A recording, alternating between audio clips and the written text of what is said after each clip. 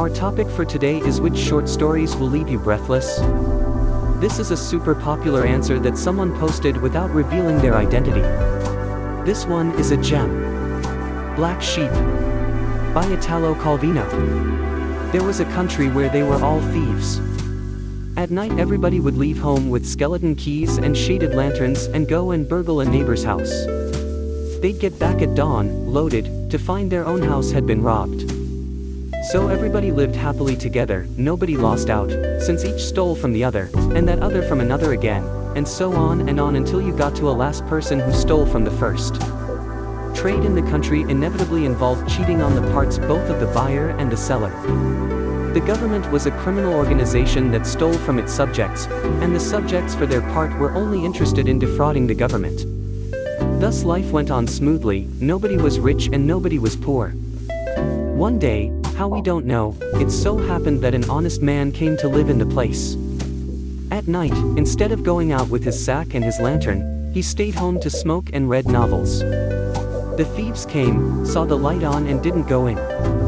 This went on for a while, then they were obliged to explain to him that even if he wanted to live without doing anything, it was no reason to stop others from doing things. Every night he spent at home meant a family would have nothing to eat the following day. The honest man could hardly object to such reasoning. He took to going out in the evening and coming back the following morning like they did, but he didn't steal. He was honest, there was nothing you could do about it. He went as far as the bridge and watched the water flow by beneath. When he got home he found he had been robbed. In less than a week the honest man found himself penniless, he had nothing to eat and his house was empty. But this was hardly a problem, since it was his own fault. No, the problem was that his behavior upset everything else. Because he let the others steal everything he had without stealing anything from anybody.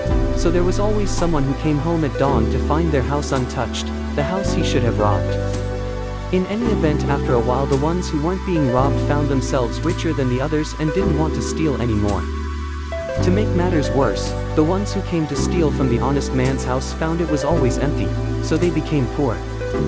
Meanwhile, the ones who had become rich got into the honest man's habit of going to the bridge at night to watch the water flow by beneath. This increased the confusion because it meant lots of others became rich and lots of others became poor.